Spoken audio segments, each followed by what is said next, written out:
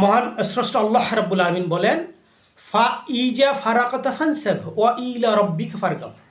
যখনই অবসর পাবে তখন নফল ইবাদত করবে, আর কি করবে? রবের প্রতি মনোনিবেশ করবে। সময়টার প্রতি গুরুত্ব দেওয়া হচ্ছে। যখন সময় পাবে, অবসর পাবে সময়ে, হ্যাঁ, তখন কি করতে হবে? নফল ইবাদত করতে হবে। আর কি করতে হবে? রবের প্রতি মনোনিবেশ করতে হবে। এ ব্যাপারে মহান সাধক ব্যক্তিগণ বলেছেন, মানুষের প্রতিটা শ্বাস প্রশ্বাস, প্রতিটা দম, প্রতিটা দমের যেন কি করে? মহান স্রষ্টার স্মরণ থাকে, মহান স্রষ্টার দয়া অনুগ্রহ, তার গুণবাচক নামের কথা যেন আমরা জপমালা হিসেবে তাসবিহ করি, স্মরণ থাকে, আমরা যেন ভুলে না যাই। প্রতিটা শ্বাস প্রশ্বাস, প্রতিটা নিঃশ্বাস বলি না আমরা, শ্বাস, এগুলোর জন্য আমরা কী করি? প্রতিটা দমে দমে যেন মহান স্রষ্টাকে আমরা স্মরণ রাখতে পারি। এটা সাধক ব্যক্তিগণের নির্দেশ। আর কি হচ্ছে? মহান স্রষ্টা আল্লাহ রাব্বুল আলামিন বলেছেন, তোমরা মধ্যবর্তী সালাতের প্রতি যত্নবান হবে। মধ্যবর্তী সালাত এ সম্পর্কে আমরা কি জানতে পারি? এটা হচ্ছে 5 ওয়াক্ত সালাতের মধ্যে আসরের যে সালাত, এই আসরের সালাতটা হচ্ছে মধ্যবর্তী সালাত। এটাকে যত্নবান হতে বলেছেন স্রষ্টা। কেন? যে এই সময় একদল ফেরেশতা আগমন করেন, আরেকদল ফেরেশতা প্রস্থান করেন।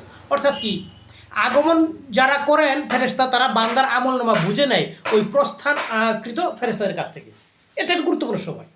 সাধক ব্যক্তিদের ভাষায় এটা হচ্ছে জীবনের যে যৌবনকাল, এই যৌবনের প্রতি মনোনিবেশ করতে বলা হয়েছে। এই যৌবনটা মানুষের জীবনে বা জীবের জীবনের জন্য অত্যন্ত গুরুত্বপূর্ণ একটা সময়। যারা যৌবনপ্রাপ্ত হয়, যারা যৌবন পায়, তারা এই ব্যাপারে বুঝতে পারে গুরুত্বটা, তাৎপর্যটা।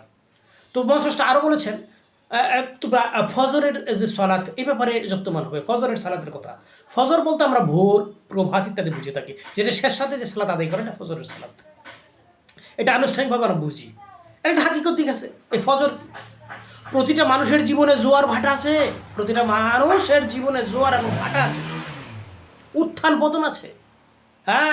এই এই যে সময়টা, প্রভাত, ভোর যেটা বলি আমরা, এটা আছে, সন্ধ্যা আছে। তো এটা কি? আমরা একটা আনুষ্ঠানিকভাবে ফজরের সালাত বুঝলাম, শেষ সাথে সালাত, এটা অত্যন্ত গুরুত্বপূর্ণ। এটা ফেরেশতাদের আগমনের সময়। স্রষ্টা বলেছে এটা ফেরেশতাদের আগমনের সময়। এই সময়টা কি করবে? স্রষ্টার ইবাদতে মনোনিবেশ করবে, সালাতে মনোনিবেশ করবে। আর সাধকের ভাষায় কি? মানুষের জীবনে যে বললাম না, জোয়ার ভাটা, উত্থান পতন আছে, চেতন অবচেতন মন আছে। মানুষ মাঝে মাঝে অবচেতন হয়ে যায় শারীরিক মানসিকভাবে। যখনই চেতন ফিরে আসবে তখন স্রষ্টার নাম স্মরণ থাকে। এটা সহজভাবে অল্প সময় বোঝানোর জন্য মানুষ চলার পথে হুঁচট খায় না, চলার পথে বিপদ আপদ এর কথা শুনতে পায় না, চলার পথে মানুষ সুখের সংবাদ পায় না। কি বলতে হয়? বিপদ আপদে আমরা ইন্নাহ লিল্লাহ পড়ি, তাই না? সুখের সময় সুবহানাল্লাহ অথবা আলহামদুলিল্লাহ পড়ি। বিভিন্ন সময় মাশাআল্লাহ বলে থাকি না? এগুলো বলে থাকি। বিশেষ করে যারা চলার পথে যখন হুঁচট খায় বা কোনো তাৎক্ষণিক কোনো দুর্ঘটনার সম্মুখীন, তখনই মানুষ স্রষ্টার নাম স্মরণ না করে বাবারে, মারে অথবা হাইরে, হাইহুতাশ করে থাকে, বিভিন্ন শব্দ ব্যবহার করে থাকে। এটা যেন না হয়। এটা কি হয়? মহান স্রষ্টার স্মরণ হয়। ইন্না লিল্লাহ বলতে পারি। যেমন পূর্বে বললাম না, বিপদ বা দুঃখের সংবাদে ইন্না লিল্লাহ বলতে পারি।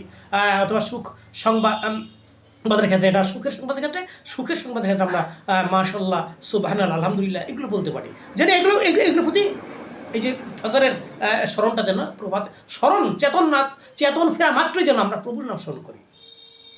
এই যে অবচেতন থেকে চেতন ফিরে বলে যেন প্রভুর নাম স্মরণ করতে পারি। এই একটা বিষয় দিক। আর একটা দিক বলা হচ্ছে, স্রষ্টা বলেছেন যে তোমরা সপ্তাহে যে জুমার সালাত আদায় করো না, যে জুমার সালাতের যখন আহ্বান করা হয়, মানে আজান দেওয়া হয়, তখন তোমরা তোমাদের ব্যবসা বাণিজ্য কাজকর্ম রেখে তোমরা সেই সালাতে শরীক হবে। এটা আনুষ্ঠানিকভাবে জুমার সালাত, এটা অত্যন্ত গুরুত্বপূর্ণ সালাত। আরেকটা দিক আছে, সেটা হচ্ছে মানুষের জীবনে এই একটা আহ্বান আছে, জুমার আহ্বান। এই আহ্বানকারীর একটা সময় হয় আহ্বান করার, একটা যথেষ্ট সময়।